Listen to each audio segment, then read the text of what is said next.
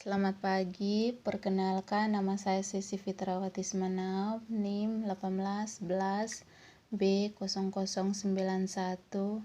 Di sini saya akan menjelaskan sedikit tentang program pemerintah kesehatan lansia. Yang pertama yaitu definisi lanjut usia atau lansia. Lansia adalah seseorang yang telah mencapai usia di atas 60 tahun. Menurut WHO, lansia, usia lanjut adalah usia di mana meskipun terkadang memunculkan masalah sosial, tetapi sebetulnya bukanlah merupakan suatu penyakit.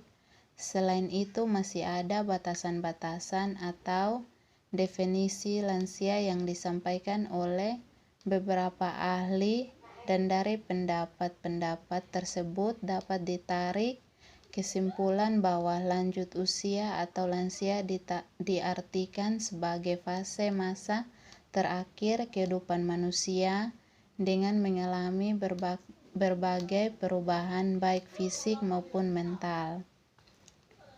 B. Epidemiologi lanjut usia.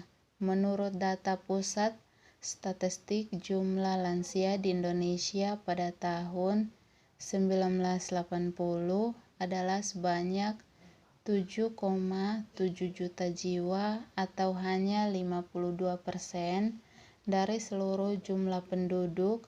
Pada tahun 1990, jumlah penduduk lanjut usia meningkat menjadi 11,3 juta orang atau 8,9%.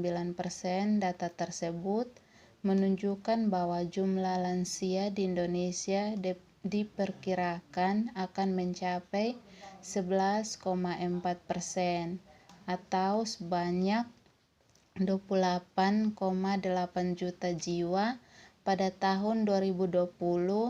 Hal ini berkorelasi positif dengan peningkatan kesejahteraan yang dialami oleh masyarakat Indonesia. Yang C. Perubahan-perubahan yang terjadi pada lanjut usia, yaitu perubahan-perubahan fisik. A. Sel berkurangnya jumlah cairan tubuh dan berkurangnya cairan intraseluler. B. Jumlah sel otak menurun. Yang C.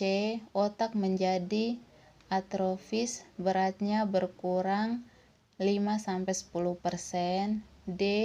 Cepatnya tingkat penurunan hubungan persarafan.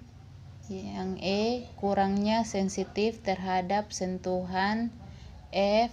Pendengaran bertambah menurun pada lanjut usia yang mengalami ketegangan atau stres. G. Menurunnya lapangan pandang, berkurang luas pandangnya. H. Temperatur tubuh menurun secara fisiologis.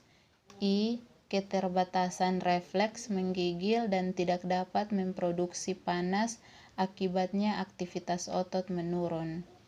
D. Perubahan-perubahan mental. Faktor-faktor yang mempengaruhi perubahan mental. Yang pertama yaitu perubahan fisik, khususnya organ rasa, kesehatan umum, tingkat pendidikan, keturunan, dan lingkungan. Yang E. Perubahan-perubahan psikososial. Meskipun tujuan ideal pensiun adalah agar para lansia dapat menikmati hari tua atau jaminan hari tua, namun dalam kenyataannya sering diartikan sebaliknya, karena pensiun diartikan sebagai kehilangan penghasilan, kedudukan, jabatan, peran, kegiatan, status, dan harga diri. Agar pensiun lebih berdampak positif, sebaliknya ada masa persiapan pensiun yang benar-benar diisi dengan kegiatan-kegiatan untuk mempersiapkan diri. Persiapan tersebut dilakukan secara berencana, jika perlu dilakukan asesmen untuk menentukan arah minatnya agar tetap memiliki kegiatan yang jelas dan positif. F. Tujuan dan sasaran kebijakan kesehatan lansia. Tujuan yaitu pemenuhan kebutuhan fisik, pangan, sandang, dan papan bagi lansia disesuaikan dengan keadaan lansia, untuk kesehatan, kemudahan, keamanan, dan kenyamanan. Pelayanan kesehatan dilakukan secara integrasi dengan upaya pelayanan kesejahteraan lainnya dengan mengutamakan upaya promotif, preventif, kuratif, dan rehabilitatif. Yang G. Sasaran.